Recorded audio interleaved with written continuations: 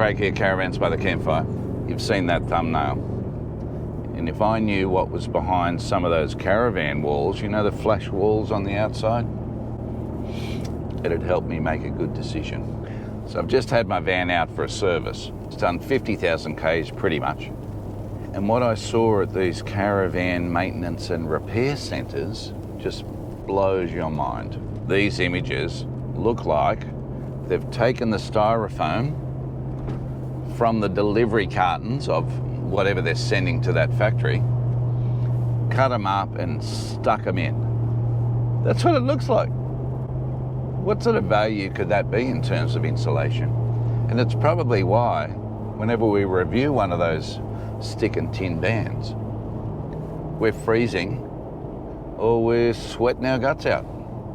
I don't know. But I know the white styrofoam is nowhere near the blue styrofoam. Well, it's not styrofoam. The blue foam, which is sort of the standard for stick and tin vans, right? And then you get the full composite, and then you look at the wiring. What is going on with the wiring? It is just everywhere and anywhere.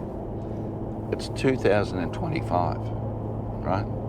21st century. Now, I don't know about you, if I'm spending any amount of money on a caravan, hopefully inside the flashy, shiny walls are not what you've just seen. The good thing about going to a caravan repair centre is you get to see the inside. Same as doing a factory tour. You get to see how these things are put together.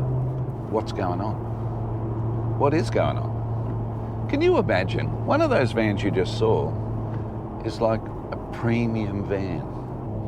I can't even fathom why there's not little conduits or channels or even wiring harnesses. Now, I'm sure there are manufacturers out there doing this, but generally, those images you just saw, these are vans 3 to 5 years old. The best way to check out your van, thoroughly do your research, see if you can go to a manufacturing facility. We have 3 reviews on our channel, right? Cub, Titanium, and Brooder. All 3 of them were very impressive with the way they constructed their caravans. So what I'd recommend is, if you get an opportunity to go to a service centre, take it and have a look at the vans that are in there. Or if you're buying a van, ask to see some images of the vans in construction. Or better still, ask for a little factory tour. That'll give you a lot of confidence. If I'm spending, I don't care what I'm spending. If I'm getting that kind of stuff, I would be grossly disappointed. And how they're allowed to build that kind of stuff like that also spins me out. Stick around. Just going to talk about servicing your van, where you should go, why you should go there, and what you can expect. I often think I need to find the best mechanic who's experienced with caravans or suspension systems for my particular van. So if you know one of those, great. Go to them, get it done there. Be aware, some warranties require authorised service centres. Some manufacturers require you to take it to their factory to get it serviced. Am I breaching my warranty by taking it somewhere else? I don't know, but just be aware, be smart. So what we did, obviously went to my van manufacturer's website to see who the authorised service people are. And I find 2 people in New South Wales where I live. And I think, okay, well, who should I go to? Let's ring them up. How quickly can I get in? What sort of job are they going to do? Do some research, reviews, that kind of stuff. Who's been doing this caravan caper stuff longer? So I choose manufacturer recommended, experience, good reviews.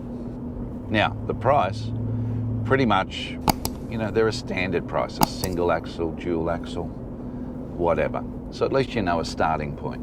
I want all the bearings looked at, the brakes looked at, the suspension looked at, the structure of the van looked at. I've done 50,000 kilometres, so I want someone who knows at a blink of an eye, oh, that's going to be a problem. This is great. This needs repairing. They can fix it. Off I go, get the job done, $700. Now, that seems to me in the ballpark. Were there replacement parts? No. Nothing new was required. Now, interestingly, on my van, 50,000 Ks, same bearings, same brake shoes, all in immaculate condition, no heat spotting.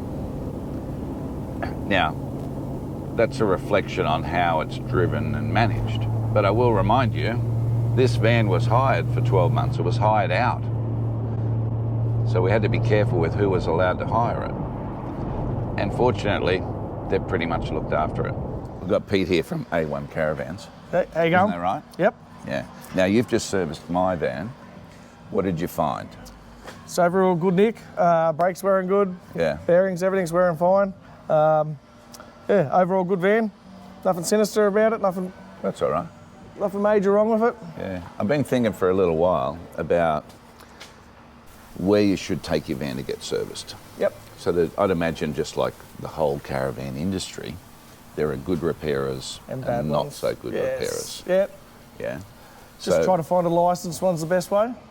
So a licensed caravan repairer? Licensed caravan repairer, because there's a lot that aren't licensed. Yeah, where they might have mechanics and that kind of stuff? Yep. Oh, that's all right. And you also do restoration here? Yeah, vintage restorations. We don't discriminate on vans. Yeah. Now, you're not overly keen on repairing the import vans? No, some of the import vans are a pain because you just can't get parts. Yeah. What do you think generally? We've had a look at a couple of vans in here. Yep. Now, you don't have to talk about brands or anything like that, but some of that insulation, and it looks like they've got the offcuts from the boxes that have been delivered, like the styrofoam, Yep. that kind of thing. That is pretty much what most of the manufacturers do. Yeah. Yes, just polystyrene. Unless it's one of the better manufacturers, they'll use the nice blue heavy-duty insulation. But yeah, Yeah. majority is packing foam. Yeah, so that blue stuff looks pretty cool. Yep. But still, you would think, and you look at the wiring on some of these things, they're just in there. Yeah, just in there. Shoved in there. No direct route or anything. It's just wherever they sort of want to run it, they run it. It should be sort of. We've said for a while there should be a standard 240 at 500 high and 12 volt at a certain That kind height. of thing. And then just straight up and down. So if you're screwing something on, you're not going to hit a wire. Yeah. So if someone was going to go out and buy a van, all the obvious things like do your research, all that kind of thing, what do you think? What would be a couple of really key things when you're looking for a van? When you're looking for a van, is make sure there's no water damage. Silicon's all intact. Yeah. They're the main things. And it's the right van for yourself. Otherwise, you can get a professional like us to do a caravan inspection. That's probably a good thing too, isn't it? So you go out, you check it all over. Check it all over, make sure it's nothing wrong with it, no moisture in there. Use a moisture meter, make sure it's got no rot, no signs of water. Yeah. Tell them an overall condition of the van and Good. if they're getting a good buy or not. Looks like it's all pretty good underneath. Yeah, all good underneath. There's a lot of grease. Yeah. A lot of grease. That's probably my fault. Is it? Every time I do a trip, I get under there and squirt the Oh, thing. well, that's all right then. I try not to have it coming out everywhere, Yeah. but you can't help yourself. The alignment was pretty bad, actually. That was Yeah. the thing. Yeah, I started to notice those little knobs forming on the inside of the tyres. Yeah. It just didn't quite look right. It was towing all right, but Yeah. that's a telltale sign, isn't it? Yeah. You better get and do a wheel alignment. Yeah, that's right. Yeah. This is the Cruise Master system, so you do that here when you're doing a service, Yeah, don't that's you? right. Yeah, Cruise Master we do. And it was fairly out. Yeah, it was really out, especially on the driver's side. What causes that, you reckon? They just go out over time? We've done a fair bit of corrugation. Especially, corrugations and things like that. So for a van that's done 50,000 Ks, Oh, it's not too bad. we've had a lot worse. Yeah. New vans come in and they're a lot worse than that, yeah. Right, service is done. I'm on my way home. I've actually stopped and walked around the van and made sure, just checked the wheels, just to make sure they didn't forget something. I'll put the details down where I got this service done, just because they did a good job. And for my van, it was fine. Maybe for your van, you need someone else. Anyway, check them out if you're interested. They also do restorations of caravans. They've done some great stuff. There's a little van pod thing that goes on the back of an old HQ ute out there. So they've completely refurbished that. So if you've got an old van, you want some stuff done, I think I might ask them if they can put a new window. Well, not a new window. I'm going to ask them if they can put a window in the front of my van. Of course, now with all the tinkering we've done, that's the only thing it doesn't have. So I might have to do that. Anyway, if you got any comments, put them down below. The next lot of videos coming out, 2 very interesting ones. We went to what's our last show of the year recently, just out at Hawkesbury. A lot of the major brands were there. We'll give you a rundown of that. Now, we've just been out to Lightning Ridge, and we don't do a lot of travel videos, and we try and make them entertaining, right? But this one, we went out, we know some people who actually do mine under the ground. Pretty safe down here, okay? Pretty safe. The most dangerous spot in the mine is in the shaft, because if a rock falls down, hit you in the head, hit you in the arm, break your arm, okay? Right. Don't stand in the shaft. Yeah, Right? yeah. Don't look up the shaft. So many people are like, oh, I want to have a look up there. Right, right. Okay? Also, we do get snakes underground, because Right. they fall down. Yep. So watch where you're looking, Okay. because if you get bit, that's it. And they've just opened a Hall of Fame at Lightning Ridge, and it is spectacular. Wall-to-wall video screens. It's like this immersive experience. So if you get a chance to go there, and it's great for kids as well. So don't miss those episodes. Have a look. Got the wipers on, the traffic's everywhere. Check out this new IMAX theatre in Sydney. I don't know. I went to the old one 100 years ago. That does look flashy. Right, not too close to the cars in front. You need to leave a good braking distance. And that's what trucks get frustrated about. That person just pulling in front. Look a long way ahead in the traffic, then you can anticipate what's going to happen, what's going to go on. And don't be thinking you're going to be overtaking people in the peak hour traffic in a big city. Just get yourself in trouble. Light on the accelerator.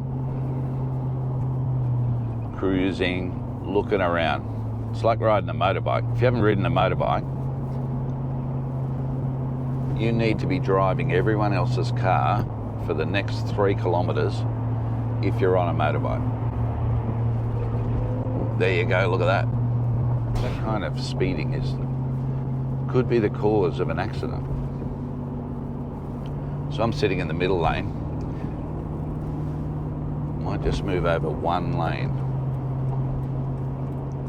The good thing about having a caravan, most cautious drivers, they're not going to be all over you. They're going to give you a little bit of room. We've hit 60. In this environment, that's fast enough. Jesus Christ. Now, I was cruising at 20 kilometres an hour, then the traffic stopped, and I just left it a little bit long to apply my brakes. Stopped about this far from the car in front, and you got a big van on. You can't just whip it around and go in the other lane. Leave a good distance. I've been driving forever, mate, and things can still surprise, so pay attention. This time of the day in our street, it's full of cars. So I've got to find another little street to leave the car and van in till later on in the day.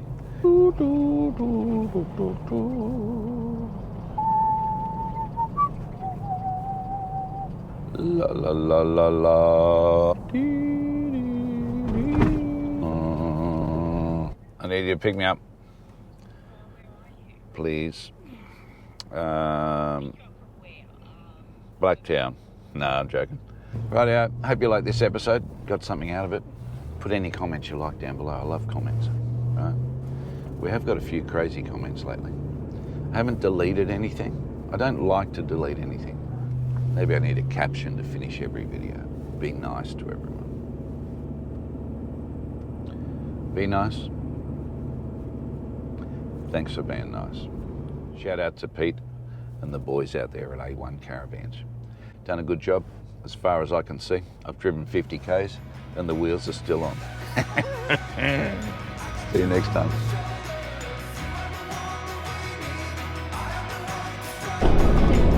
Till now. Well, It's just been warm. It's warm. you know the prime directive. I know. When you get out in the bush like this, you just start behaving just like cavemen. Oh, that's better. Someone needs to comment on this stuff. No one's commented, so you know what that means. You don't know what you're doing either.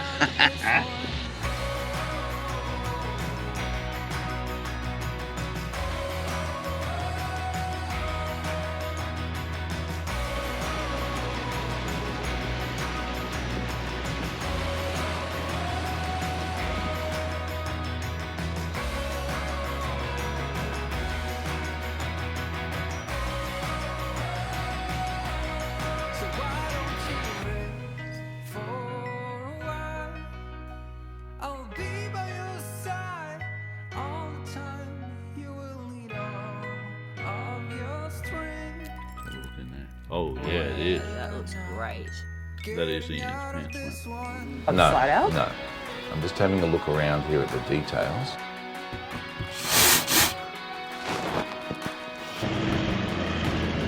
Just to take the family out, or for two people.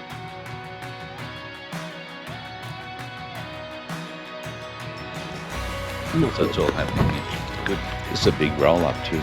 It is. Particularly for Anzac Day. This is chicken and lamb. Pork belly.